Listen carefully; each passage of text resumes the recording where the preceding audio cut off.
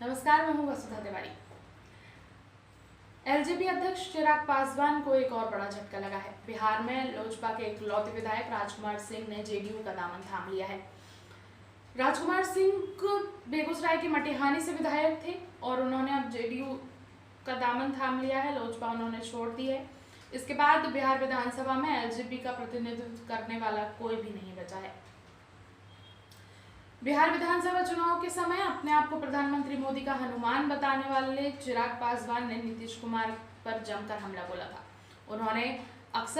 उन्होंने ये दावा किया था कि बिहार में लोजपा और भाजपा के गठबंधन की सरकार बनेगी, लेकिन ऐसा नहीं हुआ और उसके बाद से चिराग पासवान अब चुप्पी साधे हुए हैं। बिहार में काफी सारी बड़ी घटनाएं हुई। इसमें तेजस्वी यादव सामने रह के उन्होंने बराबर मुख्यमंत्री पर हमले किए, लेकिन उस समय भी चिराग पासवान चुप्पी साधे रहे। बिहार विधानसभा में इतना बड़ा घटनाक्रम हो गया, इतनी बड़ी घटना हो गई, वहां तेजस्वी यादव ने नीतीश कुमार पर कई आरोप लगाए। उन्होंने यहाँ तक आरोप लगाए कि जो नीतीश कुमार की पुलिस फोर्स है उन्होंने महिलाओं के साथ अभद्र व्यवहार किया। उस समय भी एलजेपी अध्यक्ष चिराग पासवान ने कुछ भी नहीं कहा। उसके बाद होली के समय मधुबनी में नरसंहार हुआ, वहां पे 6 लोगों की हत्या कर दी गई। उस पे भी चिराग पासवान ने चुप्पी साधी नहीं। वैसे तो चिराग पासवान आम लोगों से भी मिल रहे हैं, कार्यकर्ताओं से भी मिल रहे हैं, लेकिन वो राजनीतिक जितने भी घटनाक्रम हो रहे हैं उसमें वो चुप्पी साधे हुए हैं। लेकिन ऐसा क्यों हो रहा है? ये लगाई जा रही है कि चिराग पासवान अपनी पार्टी को बिहार में एक बार फिर से खड़ा करने के लिए रणनीति तैयार कर रहे हैं, क्योंकि अब चिराग पासवान को एलजेपी को बिहार में अकेले ही खड़ा करना है। जो उनके मार्गदर्शक थे, उनके पिता रामविलास पासवान, उनके निधन के बाद से चिराग पासवान बिल्कुल अकेले हो गए हैं। उसके बाद से उन्होंने नीतीश कुमार का भी साथ छोड़ दिया। बिहार विधानसभा में उन्होंने नीतीश कुमार के साथ चुनाव लड़ने से भी इनकार कर दिया था और उसके बाद जो उनके इकलौते विधायक थे उन्होंने भी जेडीयू का दामन थाम लिया। इसके बाद से बिहार में एलजेपी का एक भी विधायक नहीं है और चिराग पासवान अकेले हैं।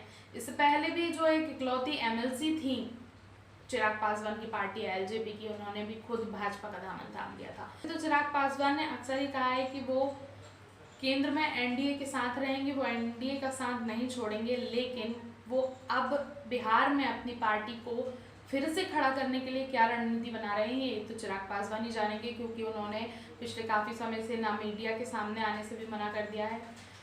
वैसे चिराग पासवान बता दें लगातार दौरे कर रहे हैं। अभी वो कुछ दिन पहले जम्मू कश्मीर के दौरे पे गए थे, जहां उन्होंने पार्टी कार्यकर्ताओं के साथ बैठक की थी, उनके साथ बातचीत की थी। उस समय भी उन्होंने भारतीय जनता पार्टी की बड़ी तारीफ की थी और उन्होंने जम्मू कश्मीर से धारा 370 हटाने को लेकर भी भाजपा को काफी सराहा था।